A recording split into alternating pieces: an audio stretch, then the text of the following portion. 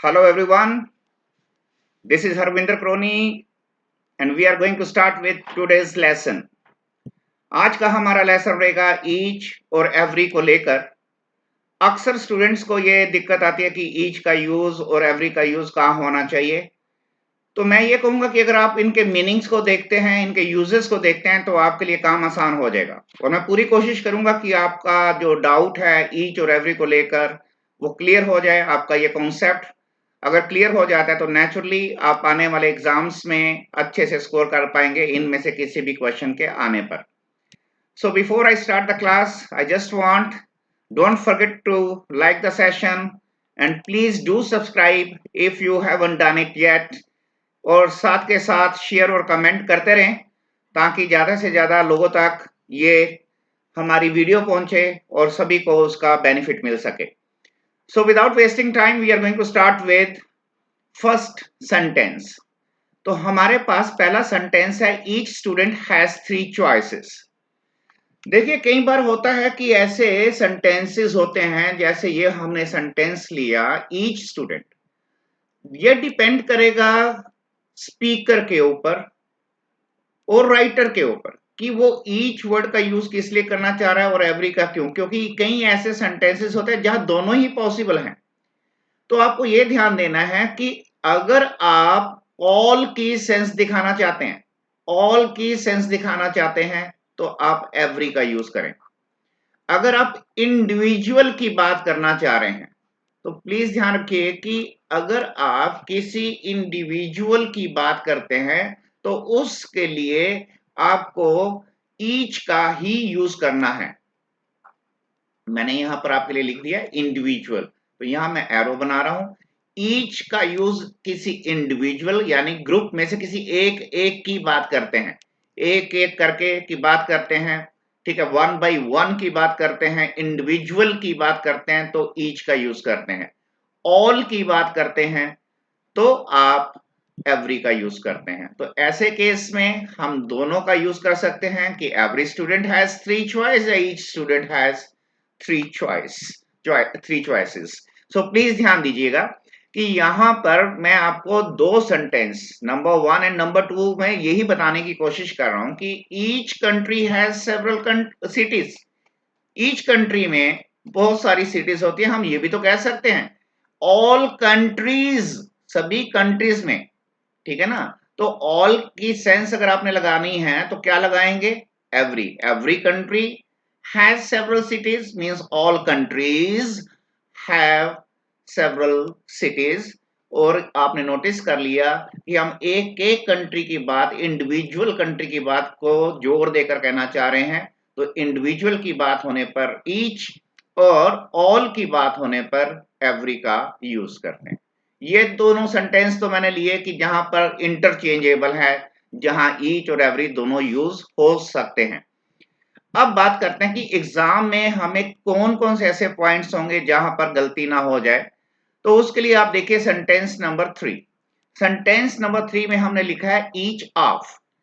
तो आप ध्यान रखेंगे कि अगर आप ईच ऑफ का यूज करेंगे, तो ईच ऑफ का यूज करेंगे तो जो आपका नाउन या प्रोनाउन होगा वो प्लूरल होना चाहिए।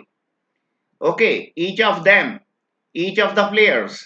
अगर आप ऊपर वाले सेंटेंस में वापस जाते हैं तो अगर मैं इसी को लिख दूं ईच ऑफ द स्टूडेंट्स, तो मेरे को यहां हैव करना पड़ेगा, ठीक है। Each of the countries, okay. तो आपको यह ध्यान रखना है कि प्लीज ध्यान दीजिएगा कि ईच ऑफ का अगर आप यूज करेंगे तो प्लूरल का यूज करेंगे। ईच ऑफ के साथ प्लूरल का यूज करना होता है, इस चीज को आप ध्यान रखेंगे। तो प्लीज इस सेंटेंस में देखिए ईच ऑफ, तो ईच ऑफ के बाद आपने नाउन को प्लूरल करना है, ठीक है। बट नाउन यहां पर प्लूरल हो जाएगा, बट आप अपनी इस वर्ब को सिंगुलर ही रखें। वर्ब को आपने सिंगुलर ही रखना है। यहां पर मैं लिख देता हूं वर्ब, ठीक है, सिंगुलर, ताकि आप इसको 2-3 बार रिवाइज करेंगे। तो क्योंकि स्पोकन इंग्लिश में हम यहाँ पर अक्सर वर्ब यूज कर देते हैं। I mean even if I am talking और यू आर टॉकिंग और somebody else इज टॉकिंग, तो चांसेस हो जाते हैं कि हम लोग यहाँ पर प्लूरल बोल जाते हैं, ठीक है। लेकिन एग्जाम की बात आ रही है तो मैं चाहूंगा कि हम थोड़ा कंसंट्रेट करके करें कि ईच ऑफ के बाद जो नाउन या प्रोनाउन होगा आपका वो प्लूरल होना चाहिए, और हेल्पिंग वर्ब जो है आपकी वो सिंगुलर होनी चाहिए। तो each of the players was given a new uniform. Alright. अब देखिए इसी के लिए मैंने एक सेंटेंस लिया कि each of these doors। तो आप एक चीज और नोटिस कर सकते हैं कि each of के साथ आप नोटिस कर सकते हैं यहां पर मैं डिटरमिनर्स का भी यूज कर रहा हूं, ठीक है। डिटरमिनर यूज हुआ है, कोई दिक्कत नहीं है, ठीक है। each of के बाद आप डिटरमिनर का यूज करते हैं तो उसमें कोई गलती नहीं होती है। लेकिन each of आ चुका है तो समझ जाइए कि यहां पर प्लूरल ही यूज करना है। तो each of these doors। Alright guys, तो इसको अगर आप समझ जाते हैं तो आपको पता है कि सिर्फ each होने पर मैं वापस जा रहा हूं सेंटेंस के ऊपर ताकि आपको ये पूरी तरह से क्लियर हो जाए। सिर्फ each होने पर आप सिंगुलर नाउन का यूज कर रहे हैं, सिंगुलर नाउन का यूज कर रहे हैं। ठीक उसी तरह से आपको याद रखना होगा कि एवरी के साथ भी आप ऊपर देख सकते हैं, अगर मैं एवरी लगाता हूं तो एवरी स्टूडेंट, ऑल करता हूं तो स्टूडेंट्स करना पड़ेगा। एवरी के साथ भी अगर आप लगाएंगे तो स्टूडेंट ही आएगा। तो एवरी के साथ, ईच के साथ सिंगुलर नाउन जो कि काउंटेबल होता है। ऑलराइट, आगे करते हैं सेंटेंस नंबर 5 को। सेंटेंस नंबर 5 में है each of us feels happy about it। तो यहां पर आप देख सकते हैं each of us लिखा हुआ है, ठीक है। each of us यानी नाउन या प्रोनाउन में कह रहा हूं प्लूरल होना चाहिए, तो यहाँ us प्लूरल है तो each of us में कोई दिक्कत नहीं है, तो यहाँ पर प्लूरल हो गया। लेकिन आपने देखा है हमने यहाँ फील नहीं लगाया, फील्स लगाया। तो क्यों लगाया? क्योंकि ये एक सिंगुलर वर्ब का यूज करना है। तो each of के बाद जो नाउन होगा या प्रोनाउन होगा वो प्लूरल होगा, बट वर्ब जो होगी वो सिंगुलर होगी। Alright, let's have a look at sentence number 6। अब आपने ये भी ध्यान देना होगा कि ईच के साथ आप डायरेक्ट कभी भी प्लूरल नाउन का यूज नहीं करेंगे। ईच के साथ सीधा आप प्लूरल नाउन का यूज नहीं करेंगे, this is not possible, right. आपको सिंगुलर का ही यूज करना है। यानी यहाँ पे क्या होना चाहिए? Each door was carefully locked, या फिर क्या हो सकता है each of the doors was carefully locked. तो अगर आपने प्लूरल नाउन लिखना है तो ईच ऑफ यूज करना पड़ेगा। अगर आप सिर्फ ईच का यूज कर रहे हैं तो प्लूरल नाउन का यूज नहीं होगा, यहां पर आपको सिंगुलर नाउन का यूज करना होगा। तो यहां पर होना चाहिए ईच डोर। ऑलराइट, उम्मीद करता हूं कि आपको ये पॉइंट ईच का जितना मैं बताना चाह रहा हूं आपको क्लियर हो जाएगा। फिर भी अगर आप लोगों को कोई डाउट होता है किसी सेंटेंस के ऊपर, किसी नाउन या प्रोनाउन या वर्ब को लेकर, तो आप कमेंट सेक्शन में लिख सकते हैं, ठीक है। तो मैं of course I will get back to you. चलिए आगे करते हैं sentence number 7। She was holding cake in every hand. ये एक अच्छा सेंटेंस है, आप ध्यान दीजिएगा कि यहां पर एवरी का चांस बिल्कुल भी नहीं है क्योंकि यहाँ हैंड की बात हो रही है। तो एवरी का यूज जो है बहुत ज्यादा के लिए यूज कर रहे हैं, और पर्टिकुलरली अगर हैंड की बात आती है तो शी वॉज होल्डिंग केक, उसने केक पकड़ रखा था दोनों हाथों में। तो जब आप पर्टिकुलरली टू की बात करेंगे तब उस केस में आप ईच का यूज करेंगे। याद रखिएगा, दो के लिए पर्टिकुलरली खास तौर से दो का ये दिखाना हो कि दो की बात हो रही है, तो उस केस में आप ईच का यूज करेंगे, एवरी का यूज नहीं करेंगे, ठीक है। दो से ज्यादा के लिए हम एवरी का यूज करेंगे। ऑलराइट, आगे करते हैं sentence number 8। She spoke to every student at the meeting. तो यहां पर आप देख सकते हैं मैंने एवरी लगाया किस लिए कि उसने मीटिंग में सभी स्टूडेंट से बात की।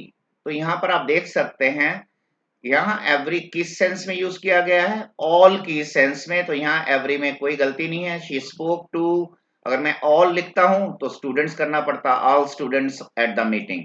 तो आपको क्लियर हो गया होगा अब कि एवरी ऑल की सेंस में यूज होता है, और ईच इंडिविजुअल के लिए यूज करेंगे। अगर दो या दो से ज्यादा की बात करनी है तो उस केस में ईच दो के लिए यूज होगा और दो से ज्यादा होने पर एवरी का यूज करेंगे। जैसे कि यहां पर सेंटेंस है, I agree with every word Radha says. अब ये तो नहीं है ना राधा दो शब्द बोलेगी, यानी राधा जो भी कहती है, राधा जो भी कहती है मैं उसके हर वर्ड को मानता हूं, उससे सहमत होता हूं। तो यहां पर आप देख सकते हैं वर्ड की बात हो रही है, शब्दों की बात हो रही है। एवरी के साथ आपने सिंगुलर नाउन तो लगा रखा है, लेकिन यहाँ एवरी क्यों लगा रखा है? क्योंकि यहाँ आप ईच नहीं कह सकते, दो शब्दों की बात नहीं, उसके सभी शब्दों की बात हो रही है। इस वजह से यहाँ पर एवरी 100% करेक्ट है, ऑल की सेंस में यूज किया जा रहा है। आगे करते हैं sentence number 10। Every child is entitled to free education.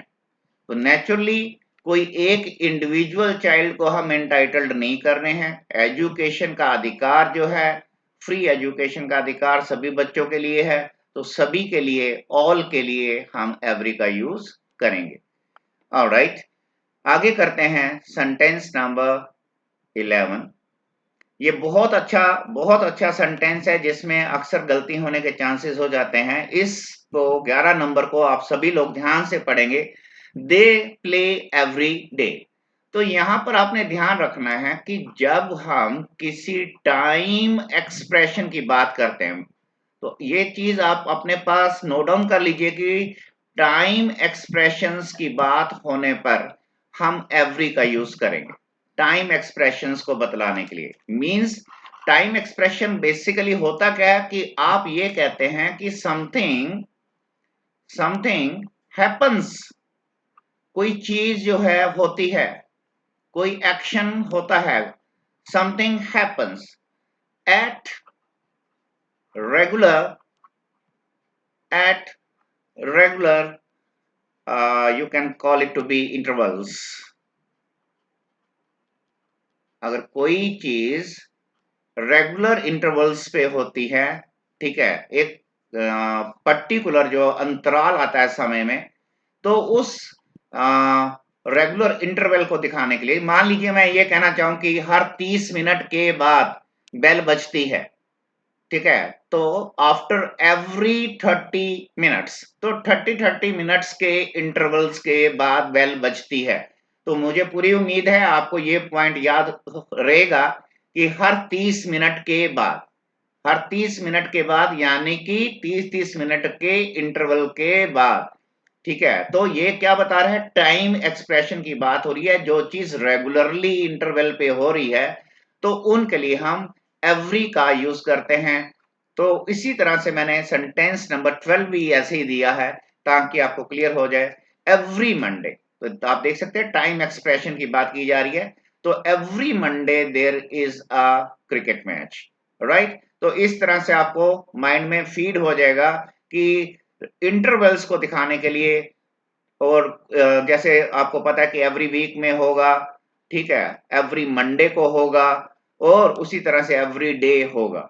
और एवरी डे प्लीज ध्यान रखिएगा, दोनों अलग अलग लिखेंगे, आप एक साथ नहीं लिखेंगे, राइट। अगर एक साथ लिखते हैं तो वो आपका एडजेक्टिव हो जाता है, एवरीडे प्रॉब्लम्स। तो आप एवरीडे इकट्ठा लिखते हैं तो वो आपका एडजेक्टिव होता है। तो यहाँ पर टाइम एक्सप्रेशन की बात हो रही है, तो ध्यान रखिएगा टाइम एक्सप्रेशंस के होने पर आप लोग एवरी का यूज करेंगे।